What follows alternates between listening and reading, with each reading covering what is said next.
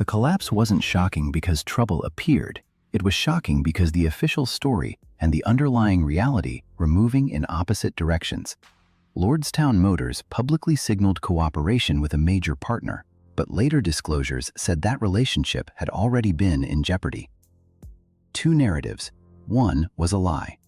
That contradiction detonated in public view during 2023, when investor losses above $100,000 became central to a class action push tied to August 4, 2022 through June 26, 2023. On June 27, 2023, shares closed at $2.29 as Lordstown moved into Chapter 11 protection. A narrative dispute finally became a financial consequence. If leadership was projecting momentum while critical support was fraying, this wasn't a market downturn. It was something colder. A breakdown in strategic judgment masked as strategy. The question isn't whether electric trucks were possible. It's why the promise required a version of reality that filings later could not sustain. To understand that, we start at the factory's rebirth pitch. The rebirth pitch begins in Lordstown, Ohio, inside a former GM compact car plant that had become a monument to industrial retreat. The site is handed a new script: electric trucks, local payrolls restored, and a region told it can skip decline and move straight into the next manufacturing era. For workers and families, this is not abstract finance. It is rent, healthcare, and dignity. For political leaders, it is proof that American production can be restarted, not just commemorated. And for markets, the GM-linked halo around a $1.4 billion promise signals legitimacy before output is proven. Then the control failure appears. Early confidence does not rest on demonstrated manufacturing throughput, validated supplier readiness, or sustained delivery history. It rests on demand narratives, tens of thousands of claimed non-binding preorders, with counts framed as evidence that commercial fleets are lining up. In a hot EV market, that claim is enough to carry valuation logic. If demand is assumed, capital follows. If capital follows, execution risk is discounted. But non-binding interest is not contracted revenue, and interest can evaporate faster than a production line can stabilize. The same story that comforts a wounded town also narrows scrutiny to a single pillar that can be repeated in headlines, investor decks, and interviews without proving factory reality. Riding policy tailwinds and a market chasing the next breakout EV name, that pillar is about to be converted into Wall Street scale through a structure built for speed. But what happens when speed outruns verification? $1.4 billion is the headline number, and it does exactly what large numbers do in speculative markets. It compresses doubt, accelerates belief, and reframes a pre-revenue manufacturer as an inevitability. After the SPAC transaction, Lordstown is no longer pitching privately. It is priced publicly, discussed at scale, and treated by many observers as if capital itself has solved execution. That is the thesis break in this chapter. Synthetic velocity replaces industrial velocity, and the system stops distinguishing between narrative traction and manufacturing proof. The public story emphasizes expanding demand signals, while core operations remain in an early, fragile state. Investor messaging projects readiness. Underlying validation, platform maturity, and production discipline appear far less settled. The endurance program, including hub motor architecture and testing pathways, is presented with confidence that outruns what a cautious post-mortem would require. Media amplification compounds the gap. Aggressive presentations reward certainty, and certainty attracts more attention, which then gets mistaken for confirmation. The GM association functions as a credibility transfer mechanism. A legacy name beside a startup story implies controls, depth, and operational rigor, even when those controls are not yet evidenced by repeatable output. That is the hidden fragility. Reputational collateral is spent faster than physical capability is built. Then the trigger emerges.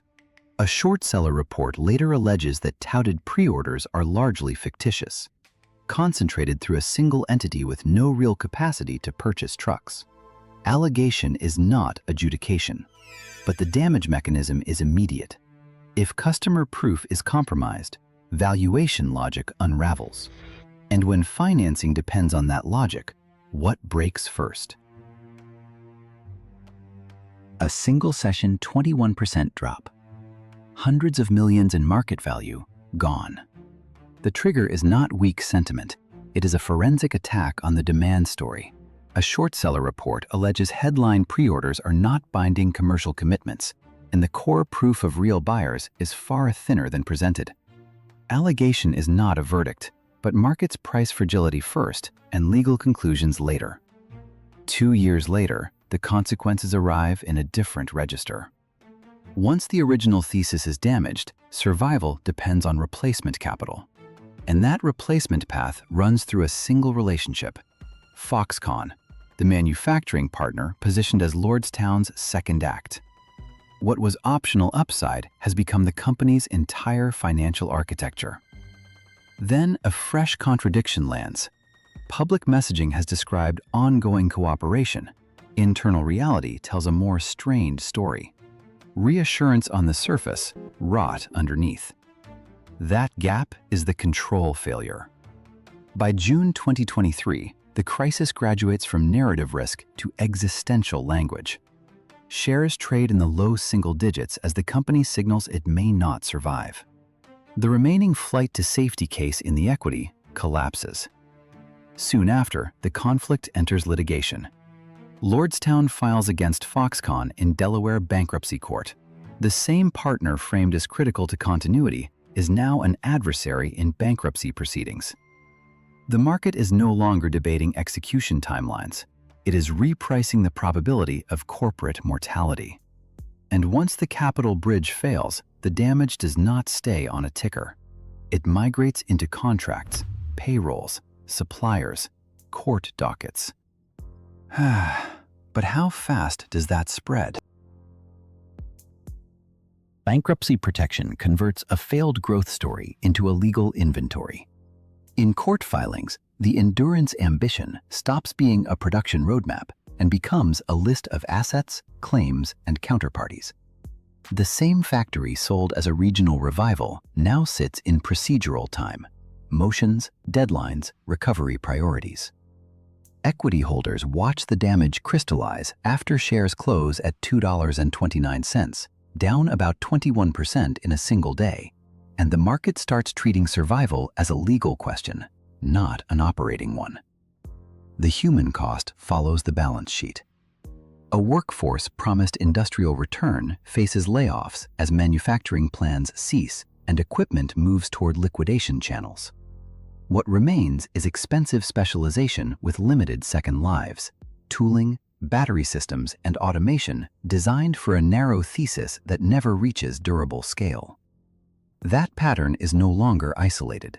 Across the EV field, other ventures also end with advanced machinery marketed to buyers as lightly used, sometimes effectively unused, while communities absorb the gap between launch rhetoric and payroll reality. Then accountability widens. Securities class action filings invite investors with losses above $100,000 to seek lead plaintiff status, alleging that public statements about partner stability and cooperation were materially misleading as that relationship deteriorated. Allegation is not adjudication, but the sequence is stark: optimism, contradiction, insolvency, litigation. When billions are committed and factories go silent, the label of fraud explains only the surface. But what systemic defect keeps repeating before the collapse is obvious? The final failure is not a battery failure, it is a governance failure. A venture can absorb technical delays, supplier friction, even market volatility. It cannot survive when signaling replaces verification. In Lordstown's case, the public narrative tracked momentum, while operational reality remained brittle. That is the simulation versus substance divide. The appearance of manufacturing strength began to stand in for manufacturing strength itself. The pre-order blind spot sits at the center. Non-binding interest can be useful as an early market signal, but it is not contracted demand, not bankable revenue, and not proof of repeatable output. When leadership culture rewards headline counts over hard milestones, bad internal news gets delayed, softened, or buried. Engineering risk becomes a communications problem, and communications eventually become a legal problem. Look at the alleged contradictions around partner stability and the subsequent litigation. A narrative of cooperation frayed in public view. Lordstown disclosed in June 2023 that its relationship with Foxconn was in jeopardy, a revelation that cratered the stock 21% in a single day. That sequence shows how quickly confidence can break once the simulation is exposed. Then comes partner fragility. A pre-revenue company that ties its survival to a complex, unclosed relationship is not hedging risk. It is transferring control over its future. If that relationship deteriorates, agency disappears at the exact moment capital discipline is most needed. The result is familiar across failed hard tech cycles. Over $1 billion committed, negligible consumer vehicle output, and industrial assets treated more like salvage than scale. The enduring lesson is systemic. In narrative-driven capital markets, the deadliest moment is when management, investors, and institutions all start believing the same simulation. So the next time a revolution pitches a number too good to ignore, ask yourself, are you evaluating production reality or funding a story that only looks like one?